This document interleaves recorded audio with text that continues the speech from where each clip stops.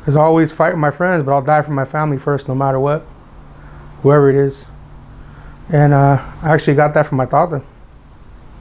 He was always about his family, always about people coming over and being surrounded. And you know, if you knew Crescencio Ramirez, you know what I'm talking about. But if you don't, ask somebody. There's hundreds of people who will be glad to tell you about him. Everybody calls him Tata. I got a name tattooed on my leg with some pistons for a reason. Is very resourceful man. If he didn't have the right parts to fix something, he would still fix it with no matter whatever he had. He would MacGyver everything.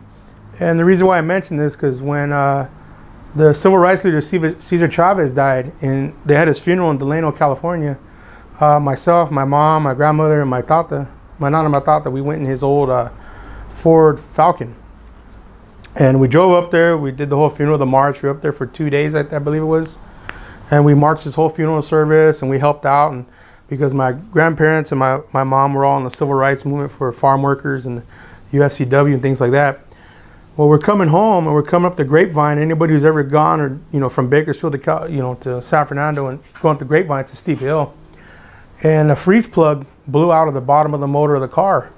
And if you don't know what a freeze plug is, it's a plug that holds water in your motor, and when your car is freezing or in cold weather, they pop out so the water drains so you don't blow your motor up. Well, one blew out coming up the Grapevine.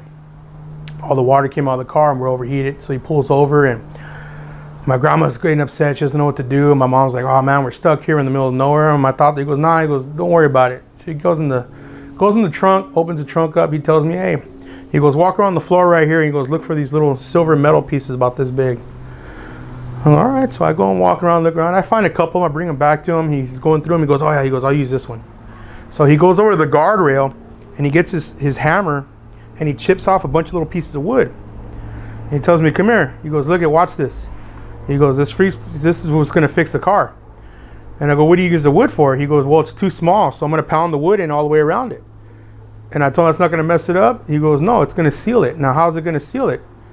He goes, well, when I pound it in, we're gonna fill the car with water again and let it run. When it gets hot, the wood that's around the metal is gonna expand and it's gonna stop the leak. And he goes, and we'll be able to drive or at least get to a gas station where we can really fix it.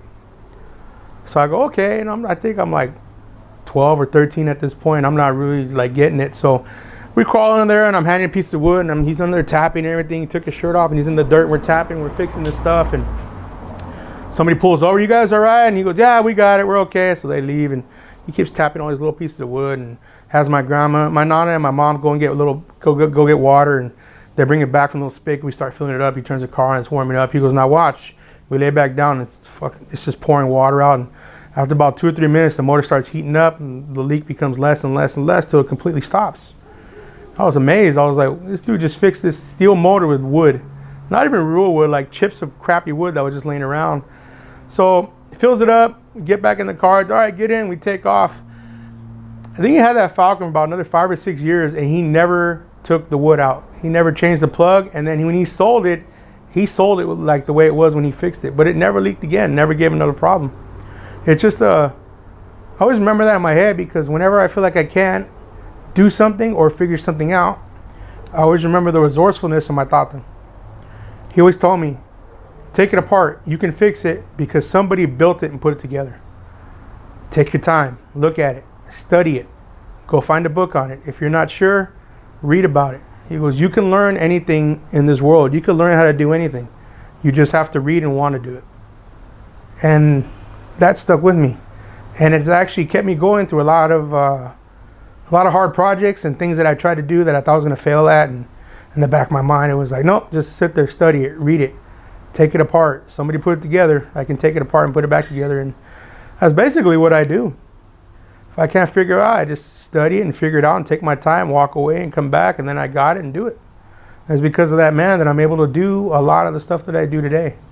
So I could say to that one man, I'm very grateful for all the life lessons and little tidbits of things here and there and not letting me quit. And yeah, he yelled at me a lot, but he wasn't yelling in a mean way. He was yelling at me because I don't know if he could see it in me or what, but he could see the potential, I guess, that I had to do things. And he would just, in his own way, encourage me to do it. something broke on my bike, he would give me the tools here. Or whenever he would call one of us over, or, my cousins, come and watch me do this, come and help me, you would get mad. Man, I don't want to go do that. But if I knew back then what I was going to be doing now, I would have spent every day with that man, because he knew how to do so much stuff. He forgot more stuff than I'll probably ever learn. And I think I just owe a lot to my Tata, because without him, I don't think I would ever have the mindset that I have to do the things that I do. My mom calls me a tinker because I'm always taking something apart. I'm always fixing something. Or, just recently my sister's truck broke and she called me. It wouldn't go and drive. And I already knew because my grandpa told me about transmissions. There's a little arm on top. Crawled into my sister's truck and the linkage came off. So I just put it in drive for her and she drove home like that. I went back under there and put it in park. Fixed it like 2 days later. But, it's just from that man showing me that one day on the side of the road that you could fix something without having the actual stuff there, and just to have the drive and the gumption and determination that, I'm going to do it, and then just getting it done. So, that man means a lot to me. I think about him every day, and I thank him every day. But yeah, that's my Tata. That was literally the most important man in my life, even to this day.